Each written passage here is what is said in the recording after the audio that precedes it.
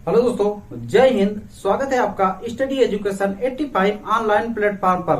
आप थंबनेल में देख ही चुके होंगे हम किसकी बात करेंगे या किससे आपको रूबरू कराने चल रहे हैं। आपको मालूम हो गया होगा थंबनेल देखकर।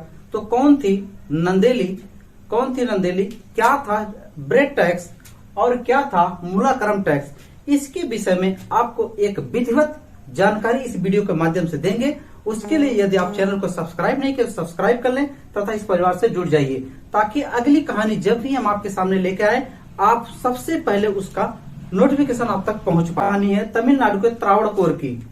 कब की कहानी है अगर आपको जानना होगा, 1859 की कहानी है। 26 जुलाई 1859 की कहानी है। उस समय राजा द्वारा एक प्रथा घोषित की जाती है। कौन सी प्रथा घोषित की? ब्रेड टैक्स या मूलाकरण टैक्स। कौन सी? ब्रेड टैक्स या मूलाकरण टैक्स। यह क्या है ब्रेड टैक्स, क्या है मूलाकरण टैक्स और क्या है तालक्रम टैक्स? चलिए इसको स्टेप बाय स्टेप बताते हैं। तालक्रम टैक्स क्या है? तालक्रम टैक्स वहां पर राजा द्वारा यदि कोई राय दिया जाता था, क्या सलाह दिया जाता था, उसमें भाग लेना होता था। यदि आप भागकर आप अपना मत नहीं देते हैं, यानी राजा द्वारा अगर कहा गया अगर भागकर अपना मत नहीं देंगे तो उसके लिए आपको टैक्स देना पड़ता था। यह क्या था? तालक्रम टैक्स। यहां तक तो सीमित था। इसके बाद वाली जो प्रथा थी बहुत ही खतरनाक थी। क्या था? Bread tax. ब्रेड टैक्स के तहत जितनी भी स्थानीय जो महिलाएं थी कमर के ऊपर कपड़े नहीं पहन सकती थी। कमर के ऊपर कपड़े नहीं पहन सकती। आप सोचने मात्र से आपकी रूह कांप जाएगी कि हमारे घर की महिलाएं या बहन बेटियां जो इस समय है, अगर इस समय व्यवस्था होती तो लोग कैसे क्या करते। उस समय ऐसी व्यवस्था थी कि मतलब ऊपर कपड़े नहीं पहन सकती थी। अब यह काफी समय तक झेलते हुए महिलाएं आ रही थी। सोचिए यहाँ तक जो भी था, इसके बावजूद भी इससे खतरनाक व्यवस्था थी कि जिस महिला का स्तन ज्यादा बड़ा होता था उससे ज्यादा टैक्स लिया जाता था, जिसका स्तन कम होता था उससे कम टैक्स लिया जाता था।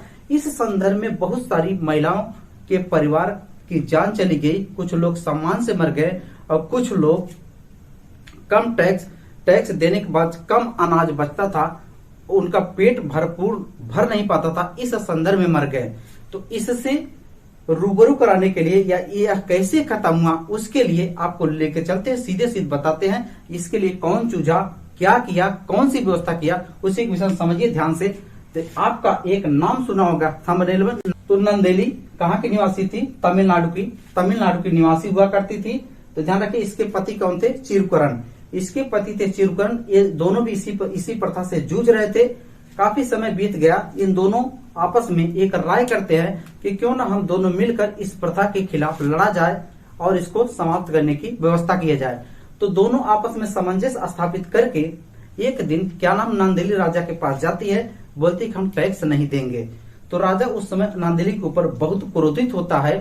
तो नंदेली उस समय क्या करती है, केले के पत्ते में अपने स्तन को काटकर राजा को दे देती है और बोलती है कि न रहेगी बांस न बजेगी बांसुरी, जब ये स्तन ही नहीं रहेगा तो आपको टैक्स देना नहीं पड़ेगा। इस संदर्भ में काफी ब्लड बहने की वजह से नंदेली की कुछ समय बाद मृत्यु हो जाती है। राजा इससे बहुत परेशान हो जाता है। कुछ समय बाद यह प्रथा को बंद कर दिया जाता है और जहां पर नंदेली की मृत्यु हो जाती है उसका नाम क्या कर दिया जाता है? उसको मूला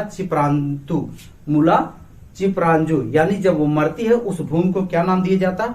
ध्यान रखना, बहुत इंपॉर्टेंट क्वेश्चन बनेगा। मूला चिपरांजू क्या है?